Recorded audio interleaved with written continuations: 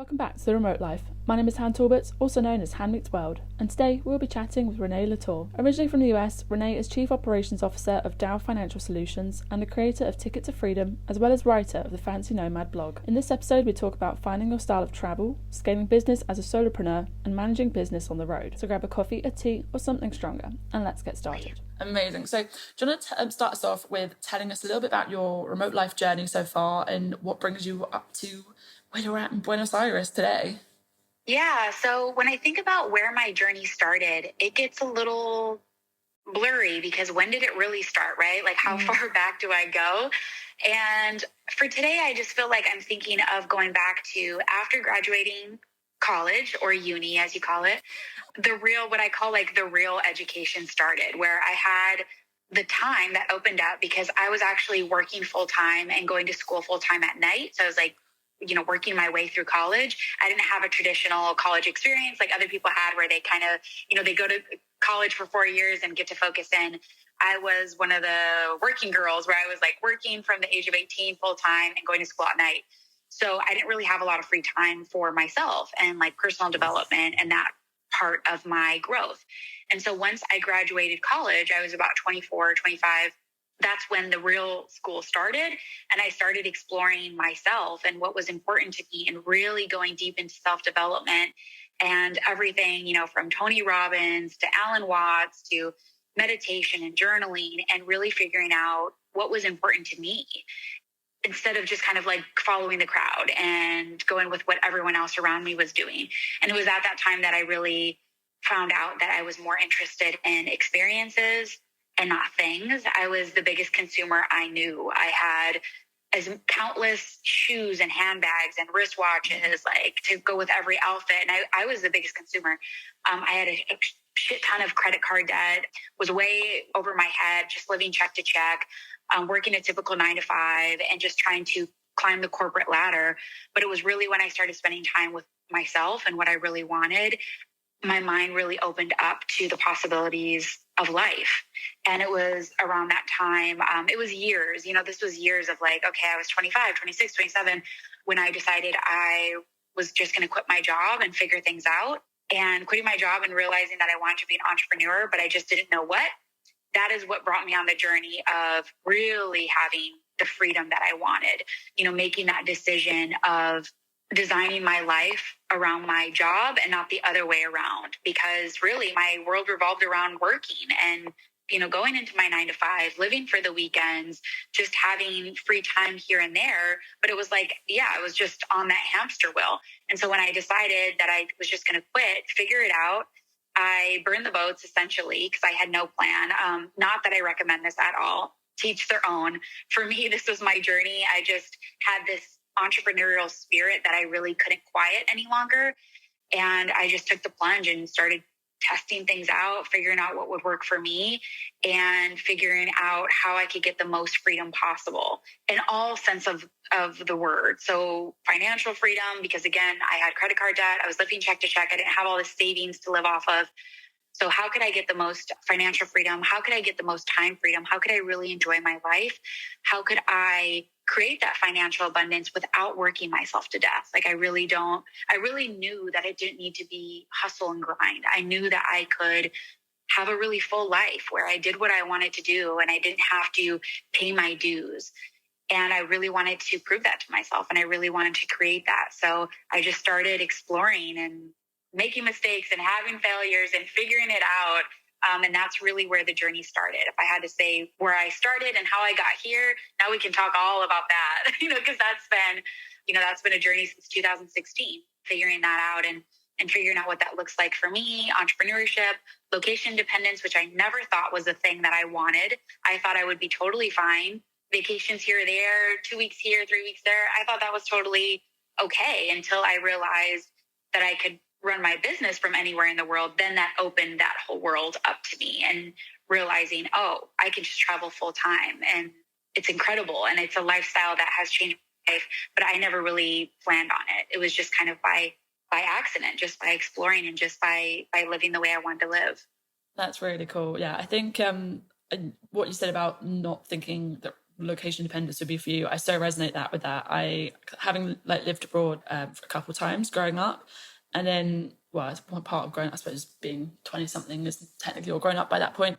But I remember thinking, like, after I moved back from Brazil 10 years ago, I was like, right, I actually think I could be okay, living in London or something like that, like, closer to home.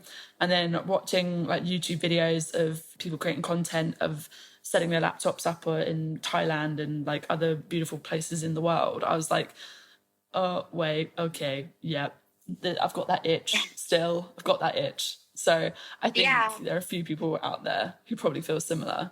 It's funny because when I look back, I wasn't really exposed to that. I think it was more just, I was working this 9 to 5. I knew that entrepreneurship was in the cards for me. I just didn't know what it looked like. I went to business school. I studied business management. I took entrepreneurship classes, which it's not really anything. It's like reading a book, not actually taking action. And then, working my 9 to 5 and realizing like, this isn't how I want to spend the next 20 years of my life. There's nothing wrong with it. Again, like I don't bash that. I don't at all like teach their own, but I just knew for me, I wanted the freedom to choose and I knew I could do it. I just didn't know what it would look like. And so when I was meeting other entrepreneurs, I was like, they actually don't have any more freedom than anyone who's clocking into 9 to 5. They're working their tails off. They're like grinding, they're hustling, and I was like, well, I don't want that either. And I was totally fine with living in Scottsdale. So I'm from Arizona, and Arizona is an incredible place, except for the summers. Like summers are brutal. It's just, it's gnarly.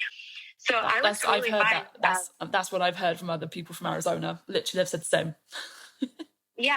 So I was totally fine living in Scottsdale, and it wasn't like I wanted to travel and that's why I wanted to be an entrepreneur. That wasn't really my motivation in the start. My motivation was just like, how can I make more money, stop living check to check and create, something from nothing. And so I looked around and I tried to find who do I know, my sphere of influence who has the most freedom. And it was funny because it was like really literally right under my nose. My partner, who was previously working for another company, went off on his own and started his own business. And I was helping him like with all of the, all the stuff that's involved with filing for an LLC, setting up your website, doing all of that. And I was actually moonlighting a little bit, going to trade shows and doing things like that. But I never really saw myself like in the financial services industry. I was just kind of like not really thinking of that. I was thinking about other things that were falling into my lap, like life coaching and things that people were asking me for. But then when I realized, like, of all the entrepreneurs I knew, he had the most autonomy. Like, he had the most freedom. He was making the most amount of money. And so I was like, yeah, why don't I give this a try? So I did. So I just stepped right into financial services, started cold calling, like total boots on the ground, like going, meeting people one-to-one, building those relationships that it takes to build any business, calling people, asking if they needed my services, getting a lot of no's, getting like really skinning my knees. And then, after a couple months, like it was 3 months until I got my first deal. And then I was completely hooked. Like it was a very leveraged business model. But again, I was totally fine being in Scottsdale. I was like, yeah, this is totally cool. It wasn't until 2017. So it was like 6 months later, we took a trip to Europe and we still had to run the business, the two of us. We couldn't there was no one to run it for us. So we realized we could still run it from Europe. We had to work at night. So we were kind of like working at night, exploring Rome and France and everything during the day. But then I realized like, okay, it took going on that trip to realize we could do this remotely. It wasn't actually seeing anybody online doing it or knowing anybody who lives remote, who has this remote lifestyle. It actually took us doing it. So it was kind of strange. That's how we both decided, especially because, again, the summers in Scottsdale are brutal. That's when we both decided, like the mission became having a remote first business. The mission became, we actually don't want a brick and mortar because we had an office too. So the mission became, we don't want a brick and mortar. We don't want a staff of 50 people. We don't want to grow this thing into this big behemoth empire of like what you normally see as like these big businesses. And it like, no, we don't want that anymore. We actually want location independence. We actually want a freedom first business. We actually want to have a really lean team, like as few people as possible to run the business from any time zone. And that's when I became obsessed with systems, with creating efficiencies in the business, with removing both of us from the day-to-day of the operation. So it was in 2017 when I really became like, okay, we need to have a really lean business that runs completely without us. Yeah. And do you want to explain a little bit about your business and like what you do? Because Yeah, yeah, sure. So for me, my ears are pricking, of course, going, oh, lean systems, like that's literally like music to my project management ears. So just explain like a little bit about what you do. yeah, of course. So as I described with starting in financial services, my partner and I run this business remotely. We've been running it since then. So this has been multiple years that we've successfully run a business that's based in the US from any time zone. So we've lived in Africa, we lived in Asia, and Asia's the worst. And I can go down that story of like being in Thailand at 3 a.m. on the phone with a client, acting like, I was back in the States and trying to keep my eyes open. And I've been there, you know what I mean? So I knew like I want to be able to live in Asia and not have to be up at 3 a.m. because that's just not sustainable. And that's why, again, I became so obsessed with being able to automate as much as possible. So over the years with our financial services company, just like automating everything, delegating, hiring, Swiss Army knife virtual assistants that can handle everything operationally for me, so that I could just wake up and have things being done.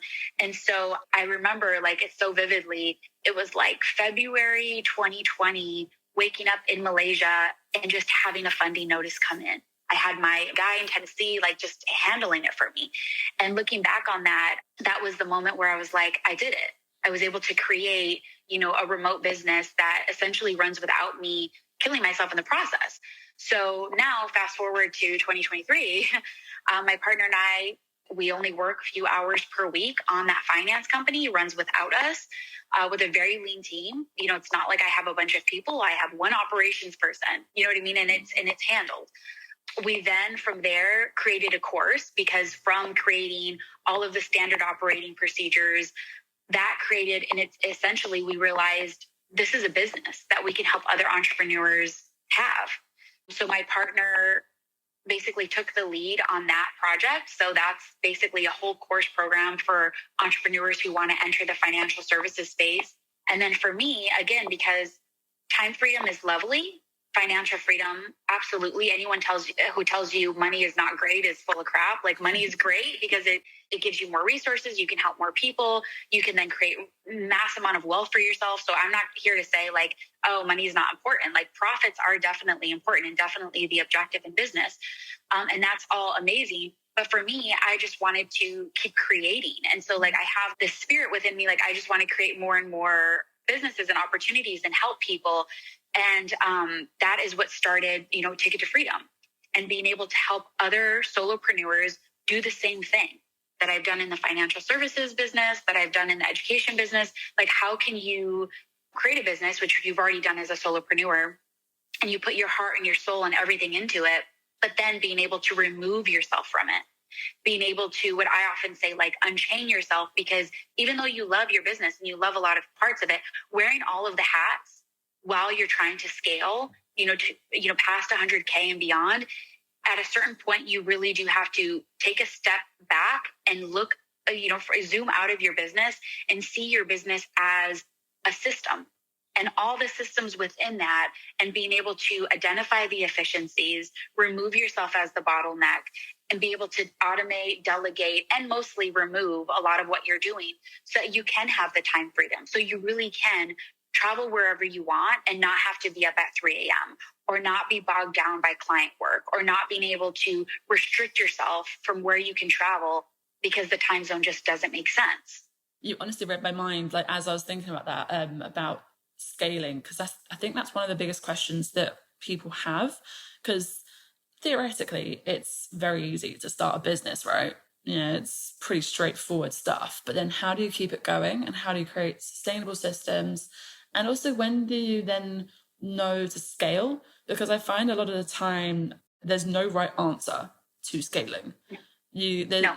It's neither do it when you're ready, because I don't think you'll ever be ready, and it's not also don't do it before you're ready, because that also isn't entirely true. Can you pinpoint a moment where you kind of just went and kind of just describe how it felt for you as an experience? It's time to scale. Yeah.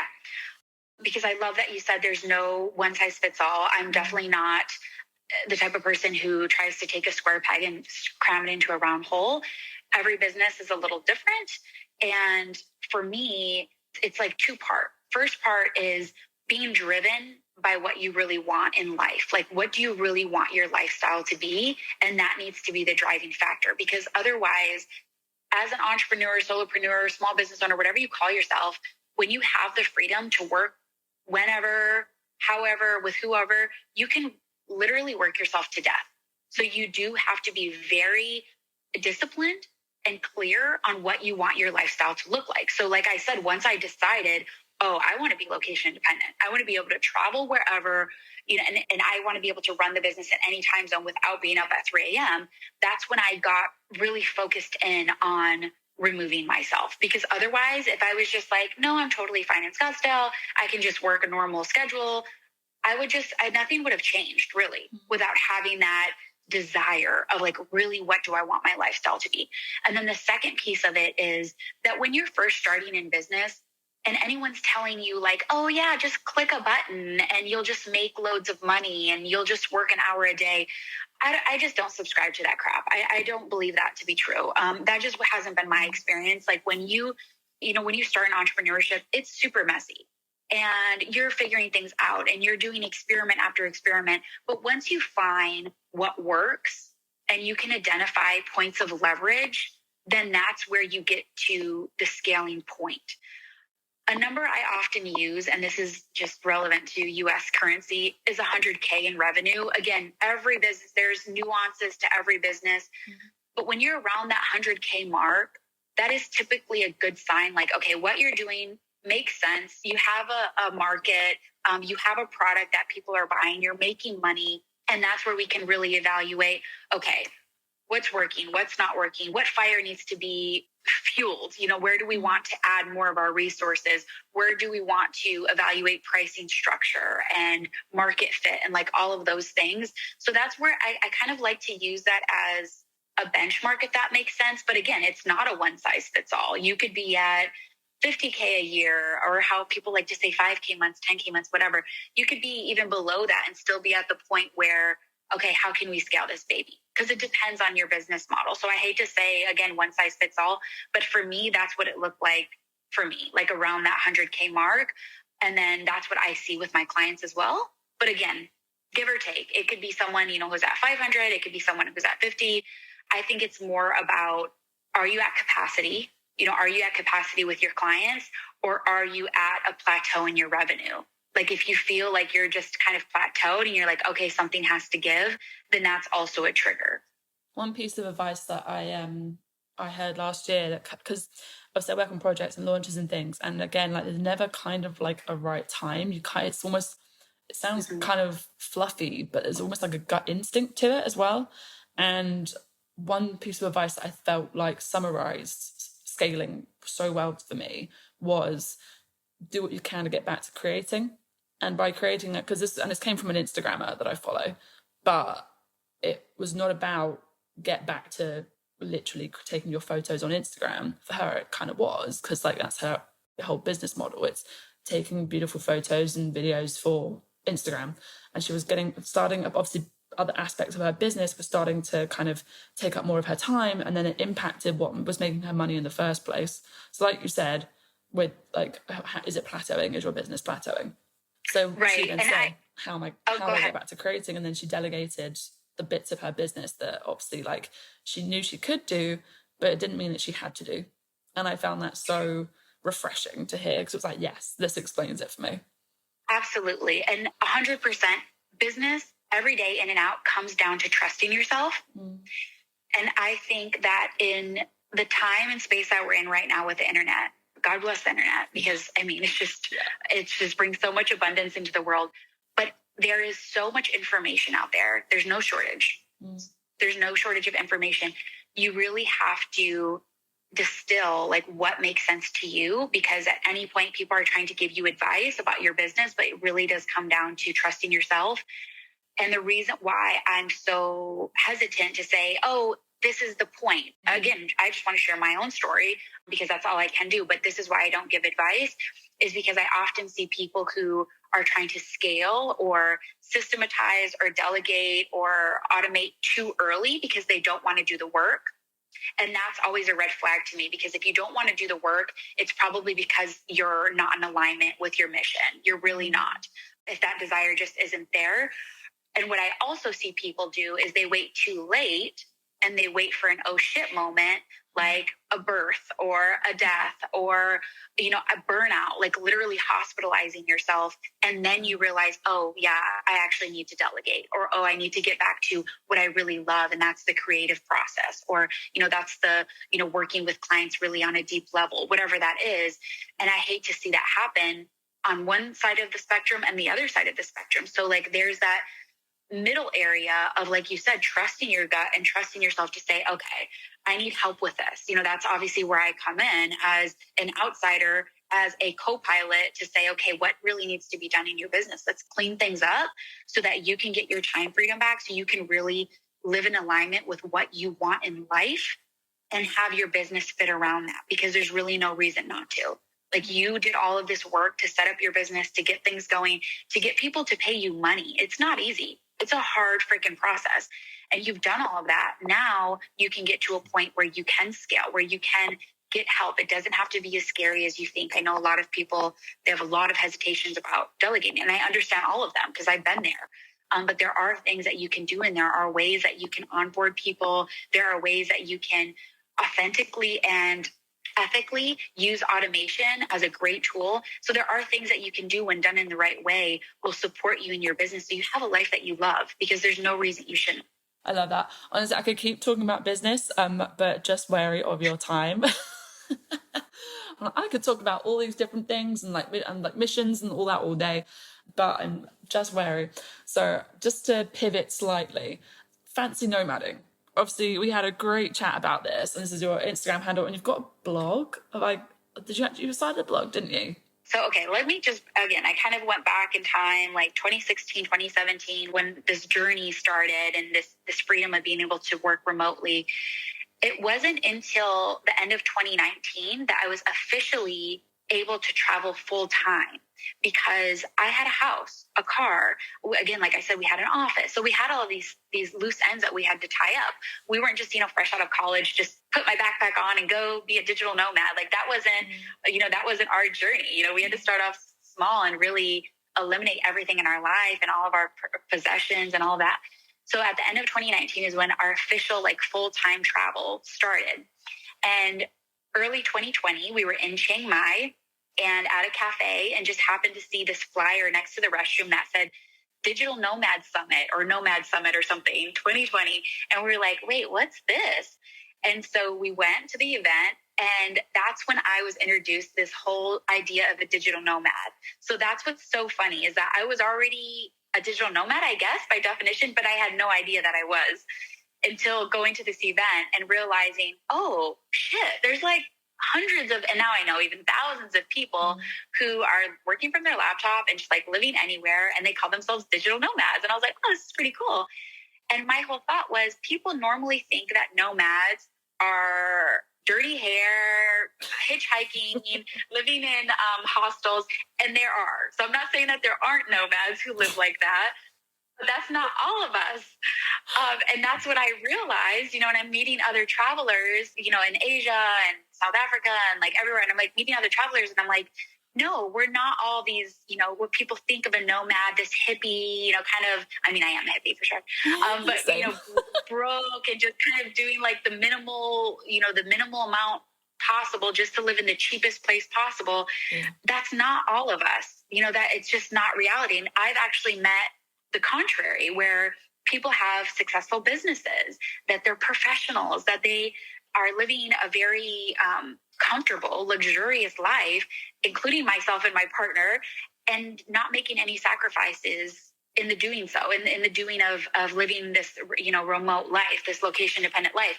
And that's where I came up with this whole silly, onomatopoeia, or, just kind of like fancy nomad, because that's what we are, all of us that are, it's not just me. I'm not the fancy nomad. It's like, this is kind of like an idea of, you don't really have to sacrifice the creature comforts that you have at home. And that's why I often share, like, I'll do like a quick video of my accommodation or my meal, or because it's funny, people back home think that we're, again, living in dirty hostels, eating, street food. And that's kind of like the lifestyle. But I'm like, no, that's only an option of the lifestyle. That's not it. Like, these accommodations in these other countries are incredible, and the food is amazing, and the people are fantastic. And I definitely don't like to glamorize the nomad lifestyle, because, as you know, like, you have to be okay with a certain level of uncertainty. You have to be okay with things not always being up to snuff. So, like, I'm not in any ways glamorizing it, but I do want to spread the message that there are many of us, thousands, hundreds of thousands, that are living amazingly full lives. And it's not just about barely getting by. It's about living in abundance and having as much as you want in this lifestyle. Yeah, I completely agree. I remember, so obviously we met at Bansko Nomad Fest last year, and we're like seeing your outfits every day. I was like, wow, oh my gosh, so glamorous. Like, I love it.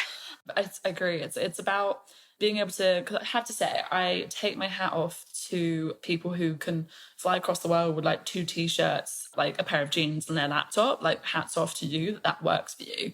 And obviously, like, I've done the budget travel thing, like, as an early 20-something, but it got to the point where I was like, okay, well, if I know that digital nomad living, working, traveling full time is my calling, as it were, how do I make that kind of just that bit more comfortable for myself? So I went about, like, about a year before I even like actually took the leap, I went about just trying to make sure that I had as many essentials as possible to make my journey comfortable. Like you said, it's about comfort, whether that's like, having a couple extra travel things like that make it just that much more ease for you, or being able to go stay in places that again provide that extra level of security and luxury for yourself. Right, exactly. And there's no right and wrong.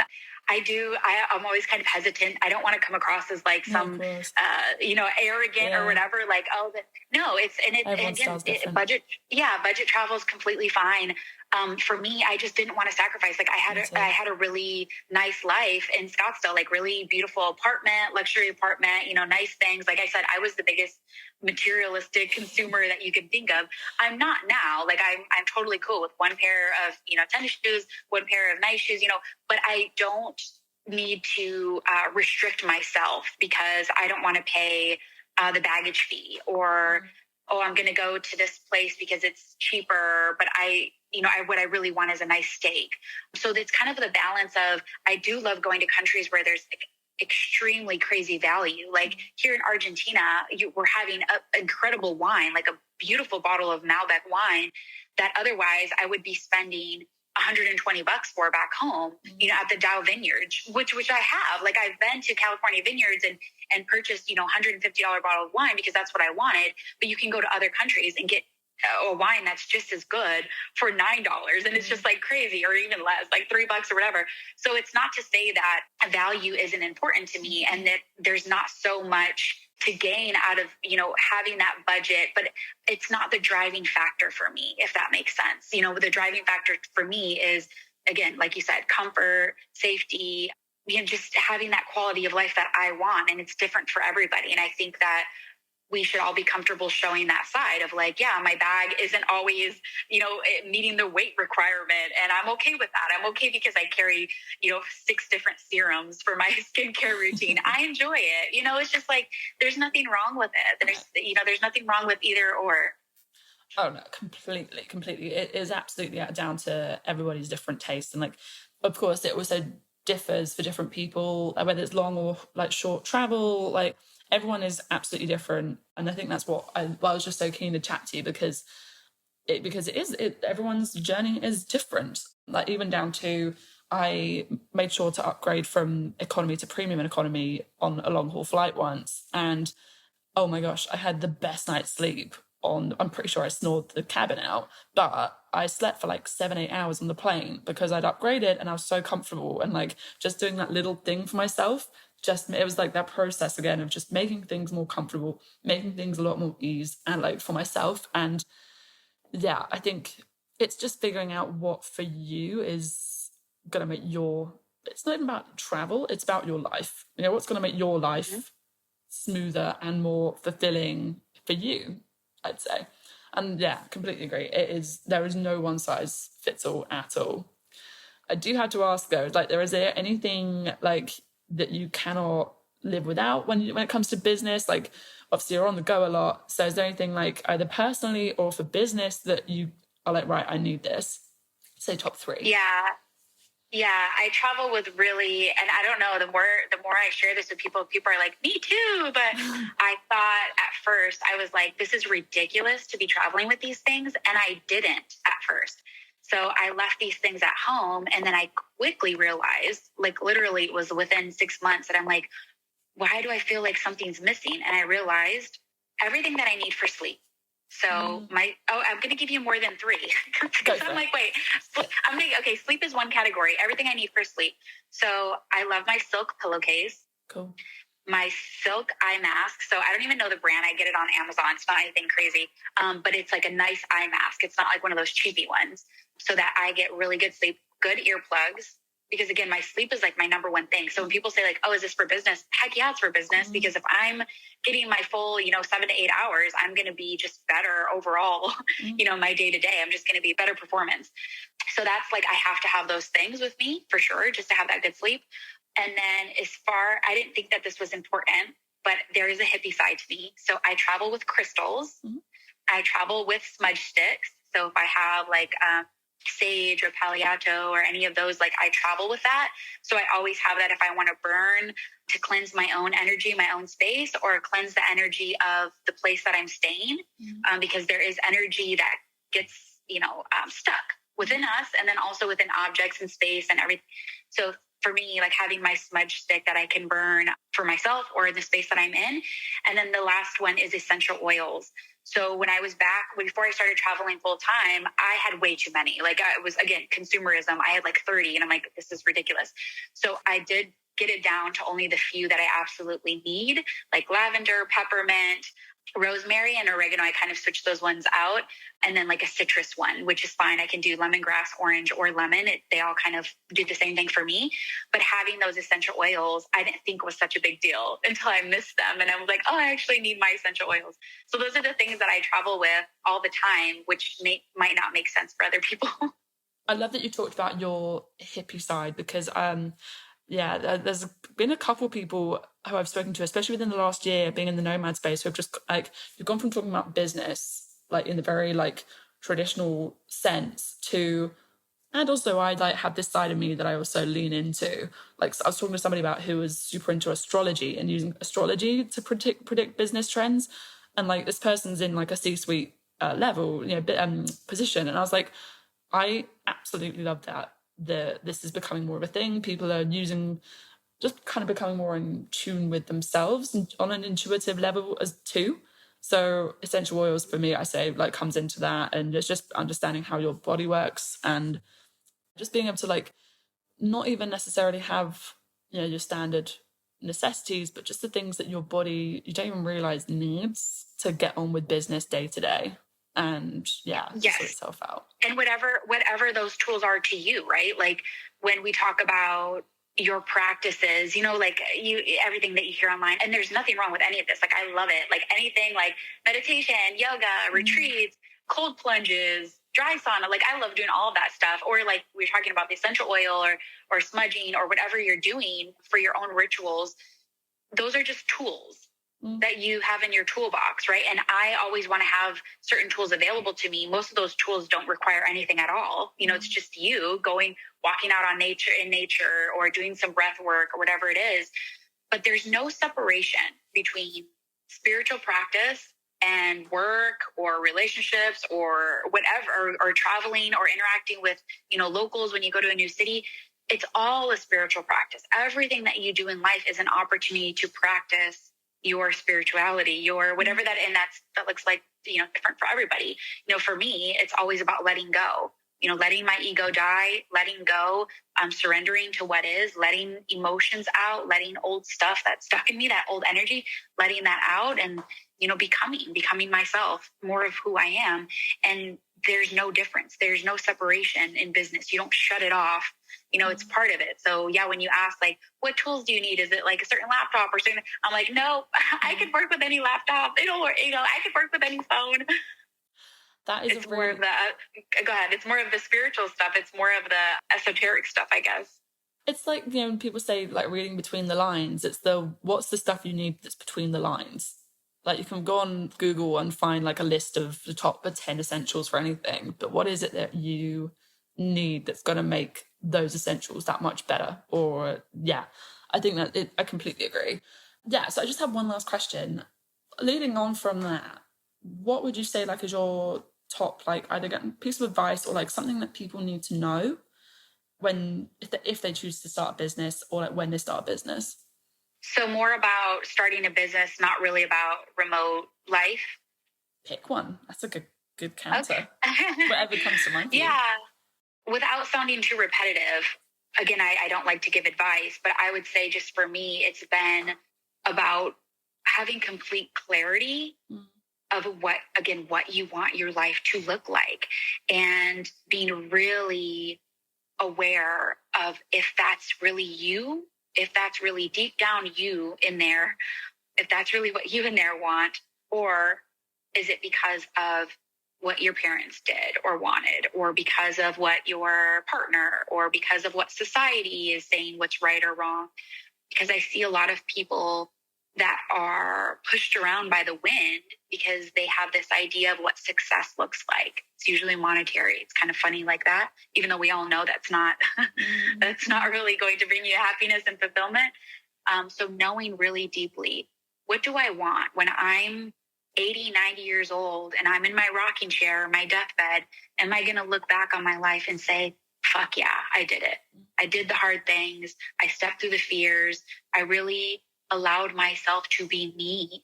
And that's really what it's going to come down to, because entrepreneurship is a beautiful vehicle for self-development. And that's what the experiences have been for me, even right now. Like, I'll be very transparent, and I love, to have this transparency of, what I'm building right now with my consultancy has been shedding so many layers of me that I thought, hey, didn't I attack this 2 years ago, 3 years ago when I was making, 6 years ago when I was making cold calls? And it's like, no, it's an ongoing thing of self-discovery and really connecting to your higher energy. And entrepreneurship can be that way if you allow it to be. So just really giving yourself time and space to sit down and say, what do I really want? Because when I am there at the end of my life, am I going to look back and say, hell yeah, I sang my song. I let my music be heard. I'm like, I keep forgetting that I'm on a podcast right now with you. I'm just like, wow, like I could listen to you for ages. I have one last thing I'm going to ask, and that is fill in the blank. Home is where? My spirit is. Beautiful. Reneé. I get it. I'm just like, I don't know why we went on this spiritual route, but yeah, I feel like I could talk to you for another hour just about that, right? Absolutely. Obviously, there's got to be a part 2 of this. Reneé, it's been amazing to chat. Thank you so much. And I'll send everybody your links. They can go find out more about the Fancy Nomad life and what you're up to. Thank you, Han. It's been so much fun to be here with you today. Thank you so much for listening to this episode of The Remote Life, and thank you, Reneé, for taking the time to speak with us. You can find links to Reneé's website and socials below. Thank you so much again for listening, and we can't wait to remote work with you again soon.